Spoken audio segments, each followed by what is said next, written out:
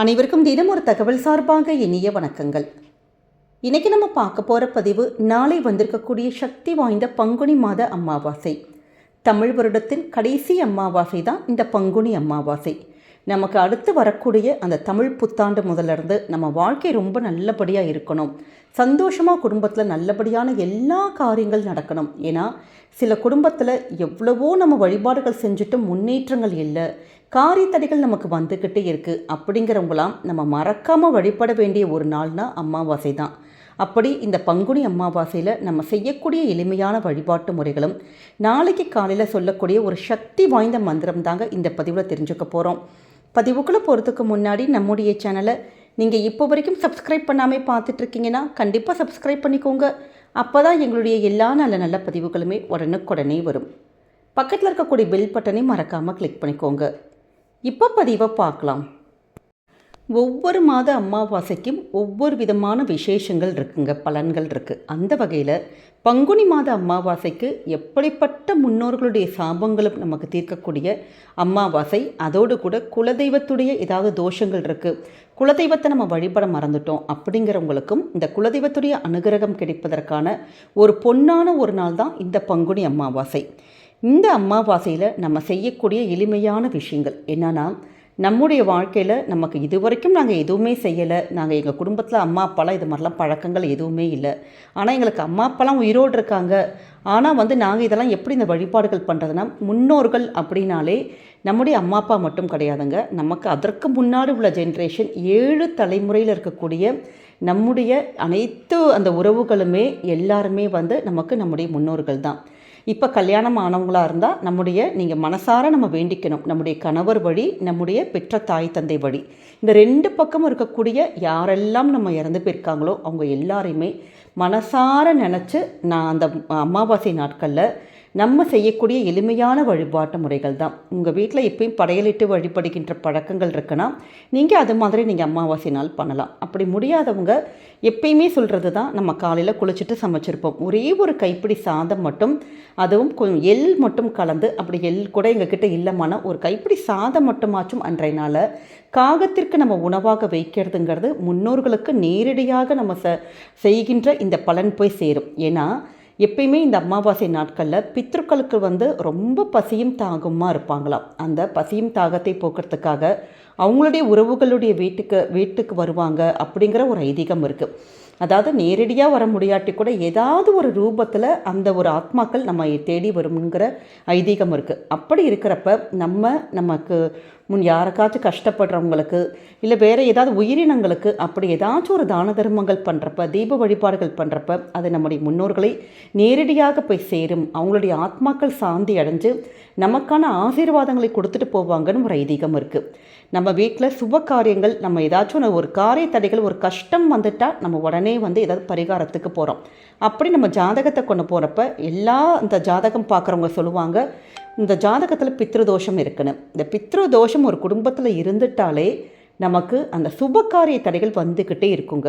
திருமணம் மட்டும் கிடையாது, சுபகாரிய தடைகள் எந்த ஒரு விஷயங்களாக இருந்தாலும், ஒரு இடம் பூமி வாங்கிறது, வேறு ஏதாவது ஒரு நல்ல காரியங்கள் பண்ணுறது, அப்படி குடும்பத்தில் எந்த ஒரு விஷயம் நம்ம ஆரம்பித்தாலும் முட்டுக்கட்டை ஆகிட்டுருக்கு, இல்லாட்டி நல்ல ஒரு ஹை லெவலில் ஒருத்தங்க போயிருப்பாங்க, அப்படி டக்குன்னு டவுன் ஆகிறது, டக்குன்னு முடியாமல் போகிறது, இது எல்லாத்துக்கும் காரணமே பித்ருக்களுடைய தோஷங்கள் தான்.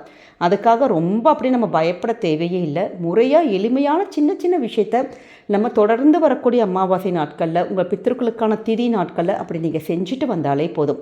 அப்படி நாளைக்கு காலையில் நீங்கள் ஃபஸ்ட்டு குளிக்க போகிறப்ப, ஒவ்வொரு அமாவாசையிலுமே நம்ம குளிக்க போகிறப்ப அந்த தண்ணீருக்கு பார்த்திங்களா, அதில் கொஞ்சமாக கல்லுப்பு, கொஞ்சமாக மஞ்சத்தூள், இது 2யுமே நம்ம கலந்து நம்ம குளிக்கிறப்ப நமக்கே எதிரையாவது ஒரு நெகட்டிவ்ஸ் இருக்குது, ஒரு எதிர்மறையான விஷயங்கள், கண் திருஷ்டி, வேறு ஏதாவது ஒரு தாட்ஸ், நமக்குள்ளே ஒரு தாட்ஸ் இருக்கும் பார்த்திங்களா, அப்படியான எதிர்மறையான எண்ணங்கள், வேறு கெட்ட விஷயங்கள் எதுவாக இருந்தாலும் அந்த பிளாக்ஸு, முட்டுக்கட்டைகள், தடைகள், இது எல்லாத்தையும் போக்கக்கூடிய ஒரு சக்தி நமக்கு கல்லுப்புக்கு இருக்குது. இதனால தான் நம்ம போய் இந்த மாதிரி கடலில் போய் குளிச்சுட்டு வர்றது, அதெல்லாம் நமக்கு நம்முடைய ஆறாவை, நம்முடைய உடம்பை நல்ல ஒரு கிளென்சிங் செய்யக்கூடியது, நல்ல ஒரு பாசிட்டிவ் வைப்ரேஷன்ஸ் நமக்குள்ளே வந்துகிட்டே இருக்கும். அதனால தான் நம்ம இது மாதிரி அமாவாசை நாட்களில் கொஞ்சமாக கல்லுப்பு மட்டும் நீங்கள் போட்டு குளிச்சுட்டு அதோடு கூட ஒரு சிட்டிகை மஞ்சத்தூள், ஒரு ஐதீகத்துக்கு மஞ்சத்தூள், இது ரெண்டையுமே நம்ம கலந்து இப்படி குளிக்கிறப்ப மஞ்சள்ங்கிறதே குடும்பத்தில் பலவிதமான மங்கள காரியங்கள், நமக்கு எல்லா சுப விஷயங்கள், இது எல்லாத்தையுமே பெருக்கித் தரக்கூடிய ஒரு விஷயம். அப்படி இந்த ரெண்டையுமே நம்ம கலந்து அன்றைய நாள் தண்ணியில் குளிக்கணும். நம்ம குளிக்கிறதோடு மட்டும் இல்லாமல் நம்ம வீட்டில் இருக்கக்கூடிய குழந்தைகள், கணவர், பெரியவங்க எல்லாத்துக்குமே அவங்க குளிக்கக்கூடிய தண்ணியில் இப்படி கலந்து விட்டு நம்ம குளித்தாலே போதுங்க. அடுத்ததாக நம்ம சொல்லக்கூடிய சக்தி வாய்ந்த மந்திரம். இந்த ஒரு மந்திரமானது பித்ருக்களுடைய பரிபூர்ண ஆசீர்வாதங்கள் நமக்கும் நம்ம குடும்பத்துக்கும் கிடைக்கக்கூடிய ஒரு சக்தி வாய்ந்த மந்திரமாக கருதப்படுது. ஓம் சர்வ பித்ரு தேவதாப்யோ நமக. ஓம் சர்வ பித்ரு தேவதாப்யோ நமக. இந்த மந்திரம் நம்ம குடும்பத்துக்கு ரொம்ப ரொம்ப பரிபூர்ணமான ஒரு அமைதி, முன்னோர்களுடைய ஆத்ம சாந்தி, மகிழ்ச்சி, ஏதாவது ஒரு தடைகள் இருக்குன்னா அந்த தடைகள் எல்லாம் விலகிறது. இப்படி நமக்கு ரொம்ப ரொம்ப ஒரு சக்தி வாய்ந்த மந்திரமாக கருதப்படுது. இதை நான் குளிச்சுட்டு வந்த கையோட பூஜையில், இல்லாட்டி பித்திருக்களுக்கான வழிபாடுகள், தர்ப்பணங்கள் பண்ணுற நேரத்தில், இல்லை படையல் கொடுக்குற நேரத்தில், இல்லாட்டி மனசார நாங்கள் எந்தவித வழிபாடுகளும் பண்ணலை அப்படிங்கிறவங்க மனசார உங்களுடைய முன்னோர்களை நினச்சி இதை ஒரு முறை நம்ம சொல்லிட்டு வந்தாலே போதும். ஏன்னா இதற்கான அர்த்தங்களே என்னன்னு கேட்டிங்கன்னா, அனைத்து முன்னோர்களுக்கான தெய்வங்களுக்கும் என்னுடைய வணக்கங்கள். இந்த ஒரு வார்த்தையே போதுங்க. நம்ம அந்த நாள் நம்ம முன்னோர்களை நினச்சி மனசார நம்ம நினைக்கிறோம் அப்படிங்கிற அந்த ஒரு எண்ணங்களே நம்முடைய முன்னோர்களுடைய ஆசீர்வாதங்கள் நமக்கு பரிபூர்ணமாக கிடச்சிரும். குடும்பத்தில் எவ்வளவோ பிரச்சனைகள் போயிட்டே இருக்குது, ஒரு தடைப்பட்டுக்கிட்டே இருக்குது காரியங்கள் அப்படிங்கிறவங்க கூட இது மாதிரியான காரிய தடைகளை முறியடிக்கக்கூடிய சக்தி முன்னோர்களுடைய வழிபாட்டுக்கு இருக்குது.